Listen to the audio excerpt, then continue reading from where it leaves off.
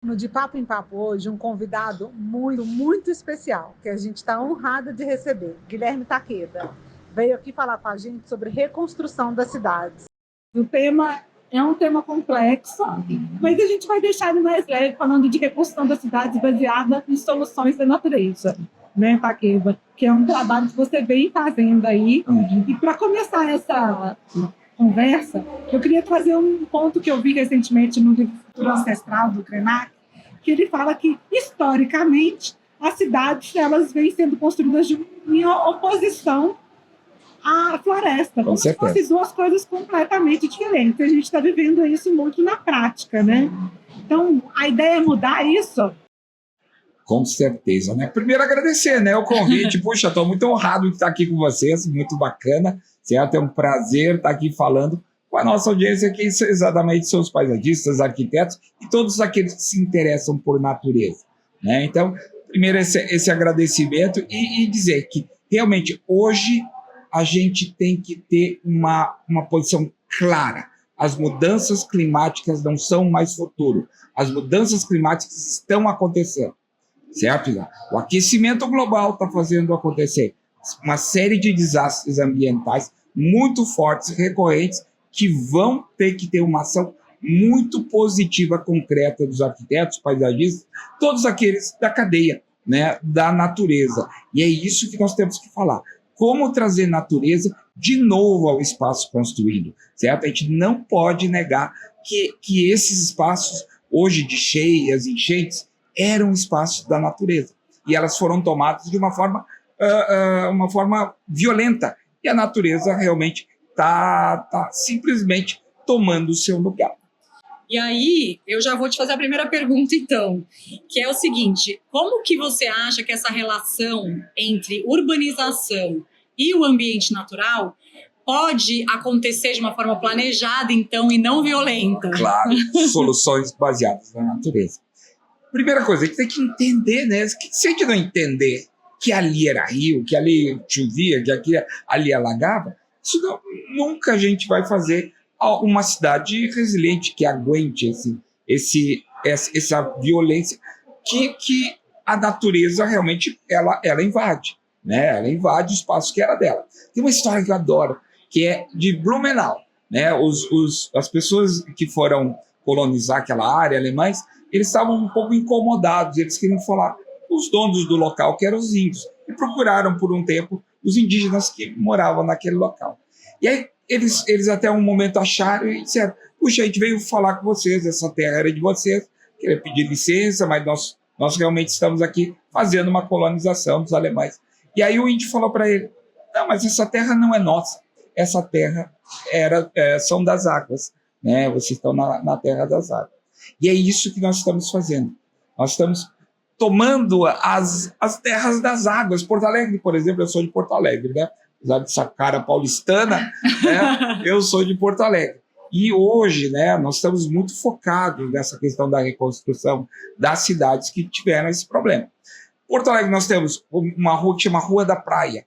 Nós temos outra rua que chama Praia de Belas. E todas essas ruas inundaram, é óbvio, né? Então, por quê? Porque realmente foram aterros sucessivos que criaram esse tipo de situação histórica, né, que a praia era naquele local e que não igual. Então, foi a cidade invadindo o rio, né? Então, o Porto Alegre recebe a água de 5 rios num ponto só, certo? Num ponto só, 5 rios que representam mais ou menos 50% do território do estado inteiro desembocam no mesmo lugar. E uma chuva de 800 milímetros não tem como, né, fazer com que a água não tem tempo hábil. E o que as pessoas fizeram?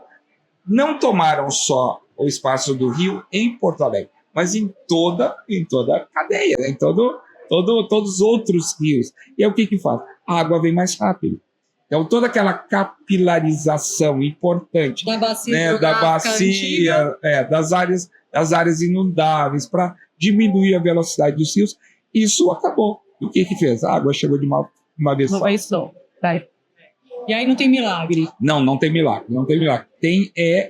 Agora nós repensarmos, né? Repensar a nossa posição como arquitetos, urbanistas, como como planejadores e como técnicos, levantar soluções que possam já prevenir, né, e até resolver esse problema a curto, médio prazo, que isso é inevitável de ser feito. Apesar que quando a gente fala de planejamento, a gente pode falar do que está surgindo de novo, dos bairros que estão se expandindo, das cidades que estão crescendo, mas muito do trabalho nosso como profissional e do trabalho, enfim, do governo como um todo, é remediar. Nós já estamos no lugar de ter que trabalhar com soluções baseadas na natureza para remediar desastres. Também, assim, a gente vai poder prevenir, mas a gente vai ter que simplesmente pegar uma área como Porto Alegre e sair implementando as soluções para remediar um problema que já existe. Esperamos que esses exemplos sejam bons exemplos para que a gente, nas próximas cidades, nos próximos bairros que estão se formando, a gente já comece a agir diferente nessa ocupação do território. Sem dúvida. É isso. E as soluções baseadas na natureza, você acha que a gente tem condição de implementar todas elas? Como que a gente vai começar pondo a mão na massa? Eu acho que tem 3 níveis, né, da questão dos desastres ambientais, né? Tem 3 níveis, que é o antes, o durante o desastre e depois do desastre, né? Então, o momento agora é entender o que aconteceu. As pessoas estão muito, muito preocupadas. Mesmo nos workshops que nós estamos fazendo no Rio Grande do Sul, para entender o que a população quer, nós vimos que ela não queria um planejamento de longo prazo. Ela não queria um planejamento de o que vamos fazer com a cidade, o que a gente vai reconstruir. Eles querem saber o que vai acontecer amanhã, o que vai acontecer na próxima enchente, como vamos nos proteger. Então, nós estamos já trabalhando em outras searas que nem são nossas, na seara psicológica, na seara até de sentimento, né? Entender o sentimento da população. Eu achei esse o grande problema no processo de reconstrução, é não escutar os atingidos. Então, estão sendo feitos, geralmente, quando se faz esse tipo de ação, como no caso do furacão Katrina, que é a nossa base, né? Nós utilizamos a mesma ferramenta que foi utilizada no furacão Katrina e todas as experiências positivas e negativas que aconteceram lá, já que lá é uma experiência de 10 anos. E a ferramenta é fantástica, a Shahed. Eu fiz esse curso há 10 anos nos Estados Unidos e é a que nós estamos implementando. Mas a grande diferença é a questão de ouvir, de fato, a população para ver quais são as suas necessidades imediatas. E a necessidade é saber e entender esse processo da natureza, como ela funciona e como a gente pode entender que pode ser que daqui a 6 meses nós tenhamos um alagamento menor, mas nós tenhamos um alagamento. E é essa dor que eles estão sentindo, né? Então, isso é bem importante a gente trabalhar também. Então, o antes é conscientização, é ver quais são as ações necessárias para fazer, entender que a gente tem um processo educativo, primeiro, né? Durante é a questão da emergência, e já ter planejado para onde ir, quais são os locais de proteção, quais são os locais de alimentação, de buscar as ajudas, etc. E o terceiro, que é a pós, exatamente é ver como conseguir, né? Hoje nós estamos trabalhando, como conseguir casas para as pessoas que perderam tudo. Hoje nós tem grupos de arquitetos que já estão projetando casas pré-fabricadas para doação para essas pessoas. A prefeitura está conseguindo terrenos. Então são coisas bem concretas para o pós, né? Exatamente. E a implementação dessa infraestrutura verde urbana, acho que é o melhor termo, né? Vai acontecer junto? Vai acontecer junto, Vamos falar das soluções baseadas na natureza para que a gente possa entender o que é isso. É entender que os rios correm, né? É entender que o rio corre para baixo, ele vai para o oceano. Conforme o relevo conforme o relevo, e a velocidade dele está baseada muito na quantidade de área que vai fazer com que essa água, né, ela detenha nas cabeceiras. Então, quanto mais nós tivermos essa desaceleração das águas, então, tratamento das áreas ribeirinhas, criação de açudes ou de áreas alagáveis que possam conter essa água por um tempo, né, que ela possa ser despejada aos poucos, né, no final né, dessa rede, isso é fundamental. Então, é um processo todo de entender a natureza, como ela funciona, e aí se reproduzir. Então, qual é a nossa ideia já na cidade que nós estamos trabalhando, do Guaíba? É poder criar uma série de proteções, mas também locais alagáveis, onde a água vá para esses locais. Se nós tivermos esses bairros protegidos através de parques, né, parques esponjas, são locais em que podem ser utilizados durante todo o ano, mas que no momento de crise eles sejam um grande repositório de água, isso é fantástico, né? Então, se nós tivermos as áreas ribeirinhas também tratadas como parque, não como áreas de ocupação, seja lá para empreendimentos ou para moradia ou para outras coisas, se esses parques tiverem uma ocupação durante o ano muito, muito boa em termos de lazer, e aí está a área dos paisagistas, né? E nessas áreas nós pudermos, nesses momentos de crise, são pequenos, né? Por exemplo, essas grandes cheias, elas dão de 100 anos, demorou 80 anos para dar, talvez a gente tenha uma recorrência um pouco menor, de ter um menor, mas não são, assim, todos os anos que isso acontece. Mas se nós conseguirmos fazer isso, isso vai ajudar muito, mas não é uma ação isolada no final da cadeia, né? Todas as cidades acima, né, do rio, nas cabeceiras dos rios, elas têm que começar a trabalhar com pequenas áreas que tenham essa função de esponja, o tratamento das áreas ribeirinhas, e aí eu acho que os paisagistas têm uma função fundamental. No país inteiro, no mundo inteiro, é lutar por essas áreas, lutar pelas áreas ribeirinhas, para que a gente tenha mais depósitos de água, a gente não tenha o problema da falta hídrica, a gente consiga irrigar os nossos jardins, nossas cidades, e mais do que isso, trazer o verde para onde a natureza realmente precisa, que são essas áreas. Porque não só os parques, como esses parques lineares que podem acontecer em margens de córregos e rios e tal, mas os pequenos jardinzinhos de chuva, muitos espalhados, somariam também uma super contribuição. Não só os jardins de chuva, mas os poços drenantes, né? No México se usa muito, né? Criar alguns poços drenantes que eles criam áreas com britas, né?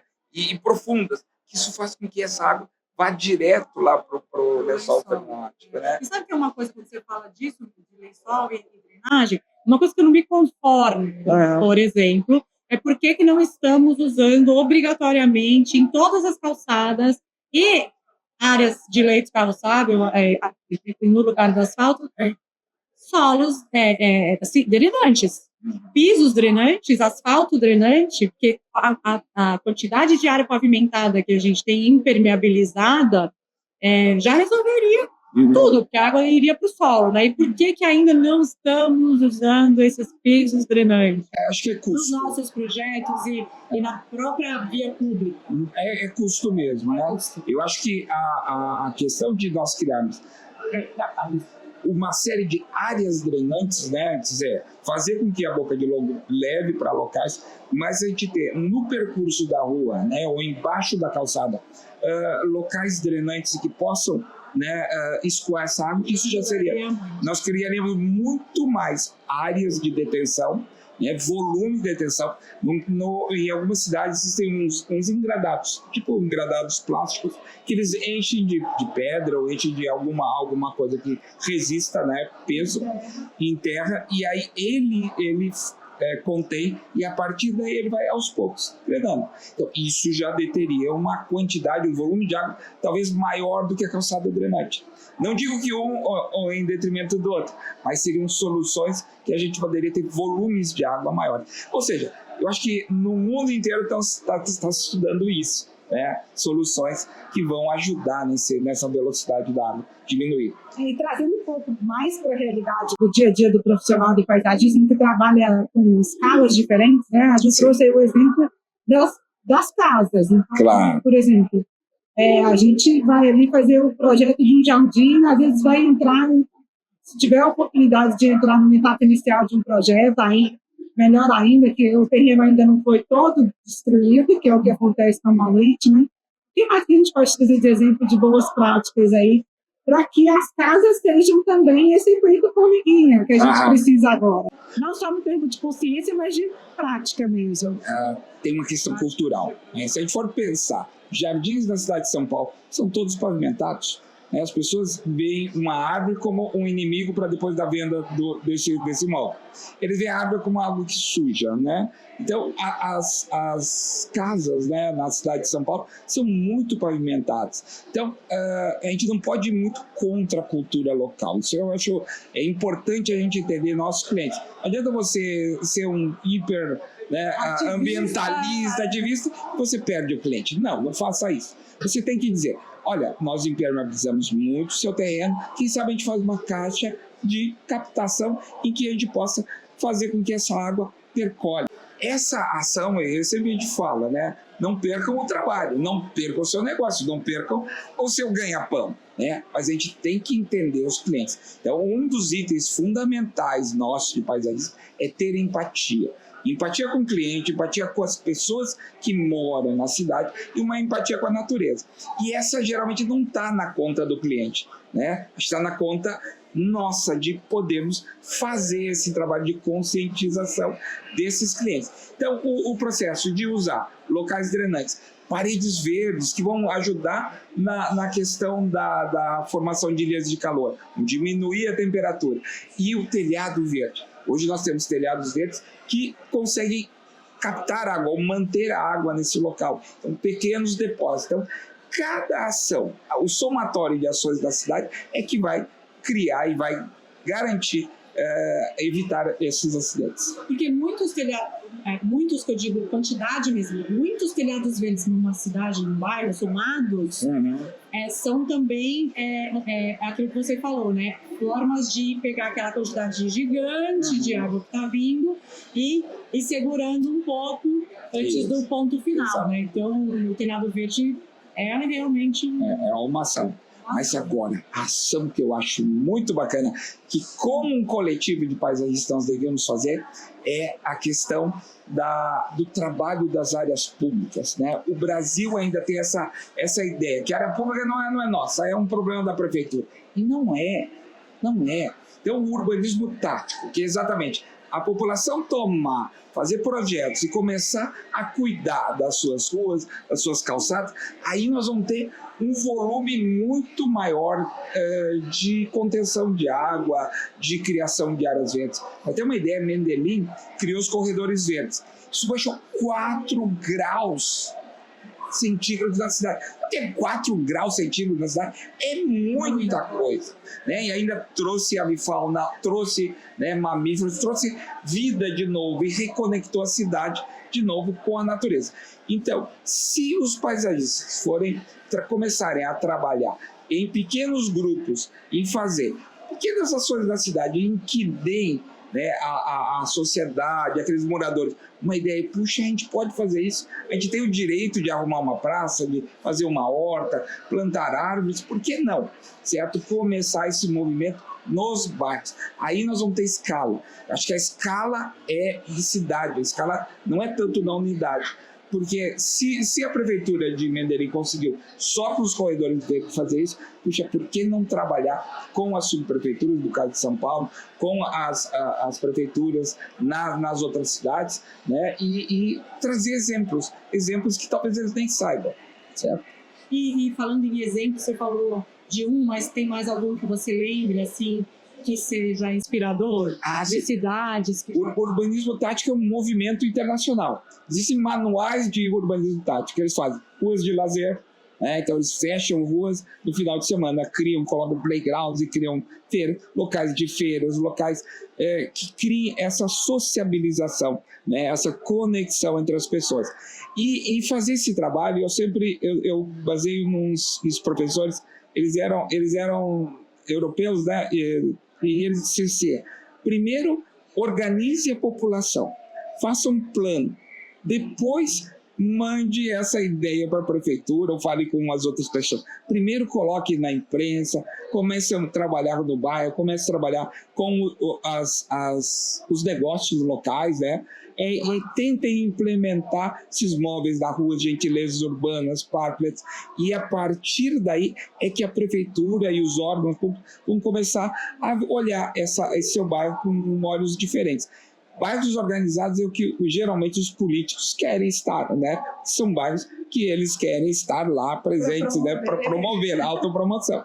Então, é importante entender o processo, né, de negociação com os políticos, que é voto, né? Então, tem que começar em casa, tem que começar com uma organização, e eu digo, não é massivo. Eu digo, uma pessoa só em um bairro, em uma rua, ela consegue fazer um movimento, uma só.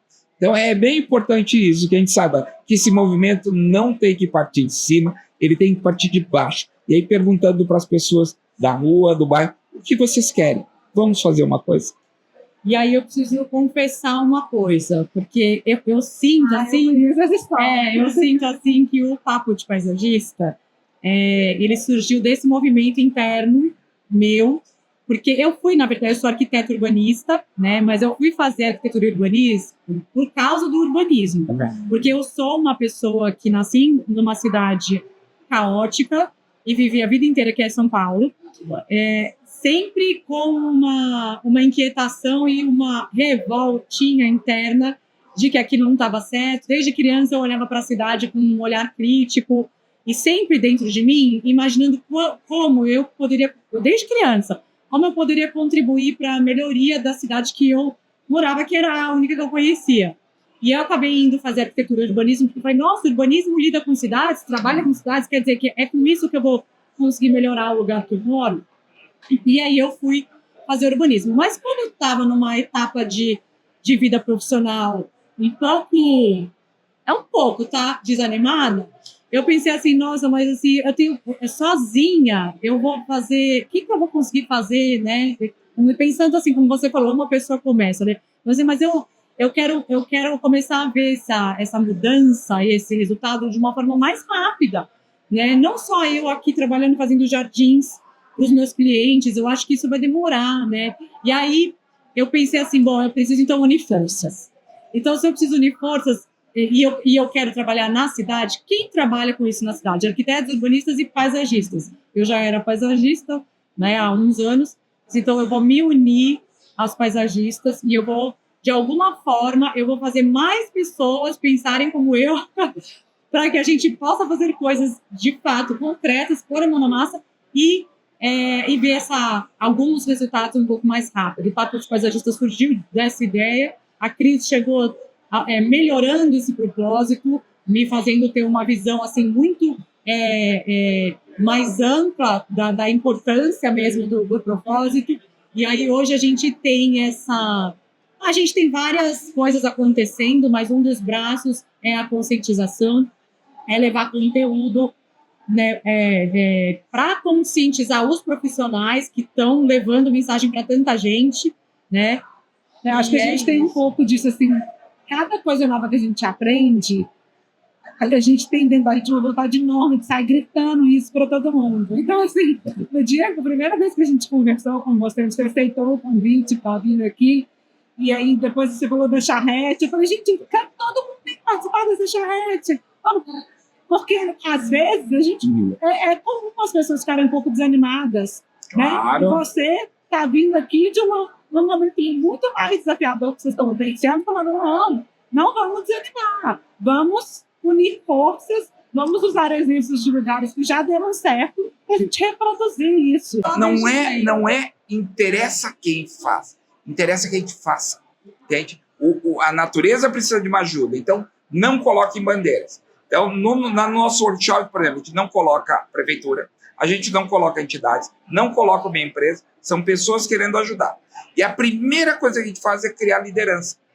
Para quê? Para que elas desenvolvam o projeto e a gente diga, nós somos ferramentas, estamos à sua disposição. A gente vai fazer o que vocês querem, mas nós nos retiramos do processo de protagonista, nós vamos para a coxinha, né? A gente vai para os bastidores. Porque ninguém trabalha por uma bandeira que não é dela. Então, por isso, a bandeira é do bairro, a bandeira é da cidade, e aí a gente vê até que as autoridades vêm. Por exemplo, nosso workshop, o prefeito veio. Ele, claro, sabia do processo, mas ele veio como pessoa e disse, eu não quero falar com o prefeito, eu quero estar aqui como pessoa. Ele entendeu a nossa forma de trabalhar, que isso não podia ter um carimbo institucional, uma chapa branca. Porque um projeto feito de uma prefeitura, o outro prefeito não vai aceitar. Se o projeto é da população, ninguém, né, não foi de uma entidade, não criou anticorpo. Então, um mantra que nós temos é o seguinte: o que nos une? O que não nos une não interessa. O que nos une é arrumar essa praça, fazer uma horta, vamos nos unir. Nós somos ferramenta. Quem vai liderar?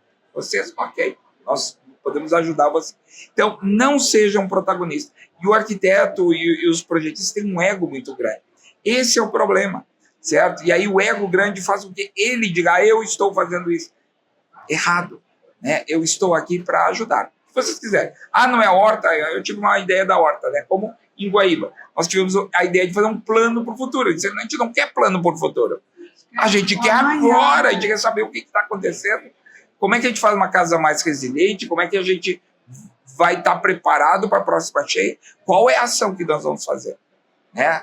E aí isso nos faz aprender. E essa tranquilidade de ouvir, essa empatia, porque eu falo, empatia com o cliente, empatia com a população, porque eles são também nossos clientes, certo? Apesar de ser um trabalho voluntário, eles são nossos clientes. Encare a população como cliente. Coloque eles como protagonistas. Certamente, esse movimento ele funciona quando tem esse ingrediente do ego, né? Baixa o ego do arquiteto e a gente deixa eles ir. Então, o movimento é deles. A gente diz: qual é o nome do movimento? Vota. Qual é o logo? Como é que faz?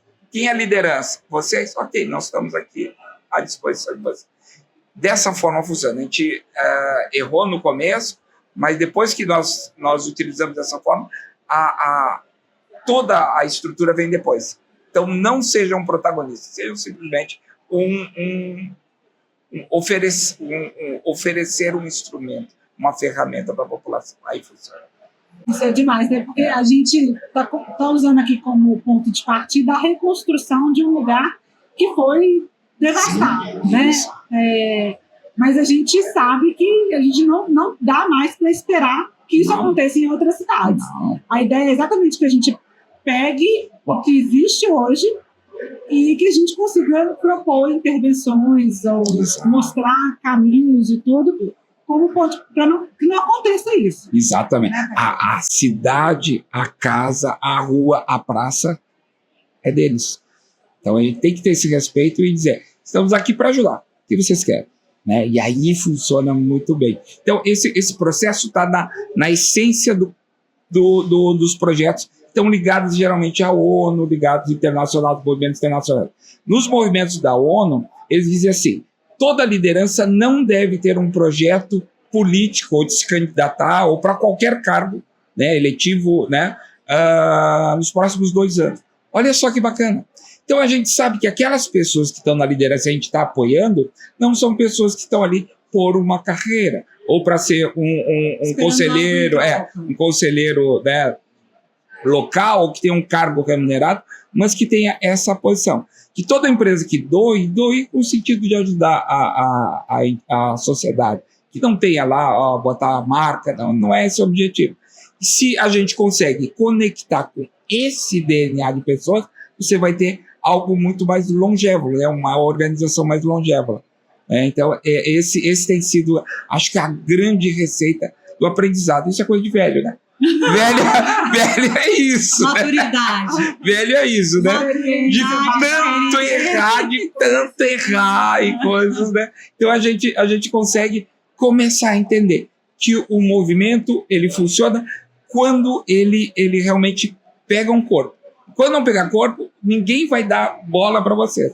Então, quando ele der um corpo, aí sim o resto vem. No seu dia a dia, como profissional, arquiteto paisagista, na sua empresa, né, de paisagismo, você tem conseguido aplicar essas práticas? Claro, sem dúvida, né? E é o que a gente vai falar hoje na palestra, exatamente isso. É falar um pouco da nossa prática profissional. Como a gente consegue fazer o processo de criatividade acelerada, que é um processo muito, muito próprio que nós criamos com sistemas de neurociência, com utilização do inconsciente, fazer de uma forma rápida projetos, mas de uma forma assertiva, ou seja, que tenham novidade, tenham inovação. Ninguém mais aceita um projeto copia e cola, né? Ninguém quer isso.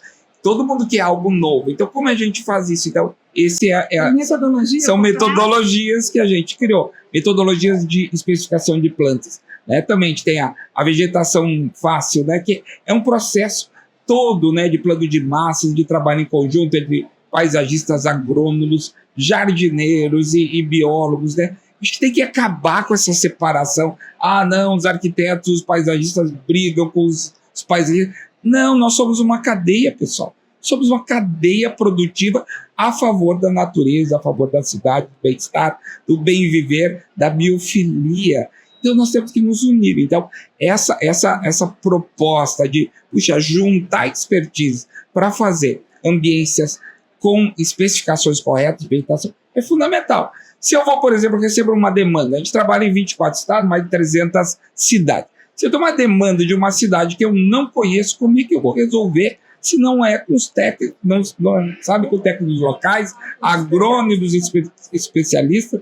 Então não pare com essa besteira de lutar certo, um contra o outro. A gente é muito feliz. Né? Hoje a gente está com aproximadamente 250 profissionais na rede de várias regiões do país e a gente tem visto muito essa troca, assim, de um profissional unindo com o outro, juntando mesmo, dando, ó, eu estou com esse projeto, quer trabalhar comigo nesse projeto? Exatamente. Eu tenho uma base de conhecimento, você tem outra, a gente vai chegar. Exatamente. Tem mercado para todo mundo, tem muito trabalho para todo mundo, não adianta ficar brigando, tem que realmente unir esforços para chegar a um objetivo.